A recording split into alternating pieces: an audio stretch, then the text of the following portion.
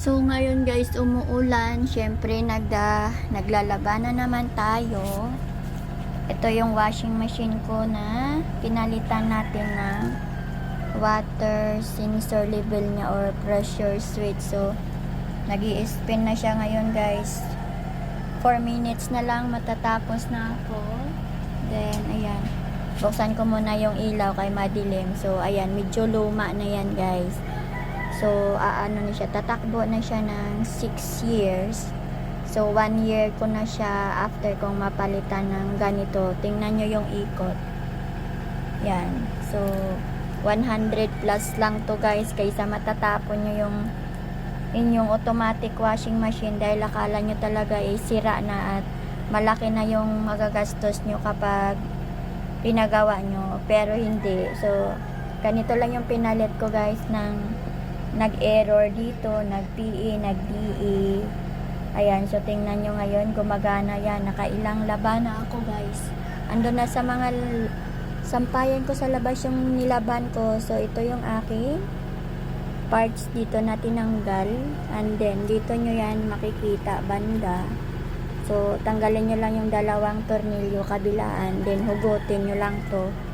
And then basta ganito yung kanyang ngipin. Ayan. 100 plus lang to guys, sabihin natin 200 kasama shipping, pero minsan free shipping din to.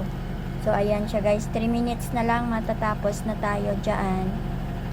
And then makapag-reload na tayo ulit ng isa pang load dahil marami akong laban, dahil hindi ako nakalaban ng mga ilang days, kaka balik-balik namin sa lab test. So ito, itry nyo to, water sensor level ang tawag dito guys. Okay, so ayan, 2 minutes na siya.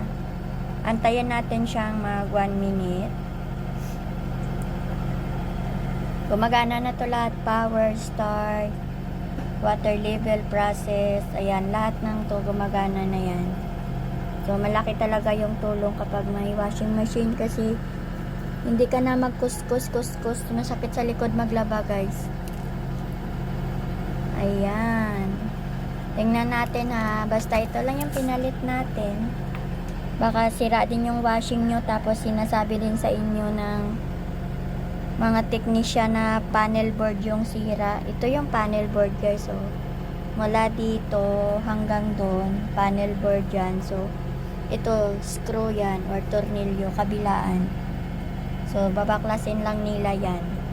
And then, sasabihin itong sira. So, pag ito yung sira, 6,500 pesos. Pero pag ito lang yung pinalitan, 100 plus 145, 200 kasama shipping. So malaki yung matitipid nyo. Hindi naman motor or water pump yung sira kapag nag-PPA. So pressure error yon. Tapos pag nag-IE, ibig sabihin yung inlet nya, yung water source nyo is naka-off. Ayan, basta pag may mga nag-i-error guys, i-check nyo yung mga outlet, kasi baka mamaya dito banda sarado. Ayan, so tingnan nyo, magwa 1 minute na, malapit na yan mag-off. Diba? Paano kung hindi ako nakabili ng ganito?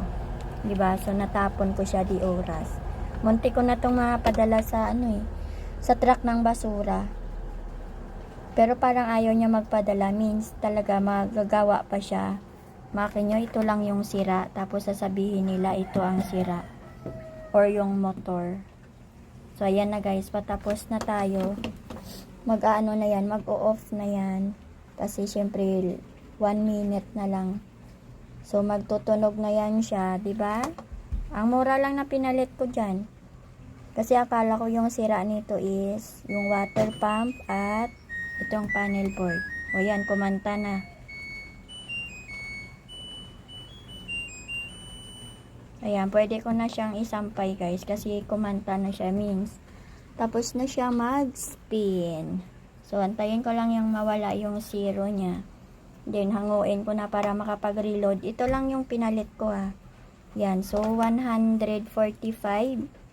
Ayan, minsan naka-sale din to, pero hindi pa siya aabot ng 200 pag kasama ang shipping fee. Ang laki pa rin ng matipid nyo kaysa dito. Oy, nawala na pala yung ilaw niya guys. So Pwede na natin yung buksan. Ayan.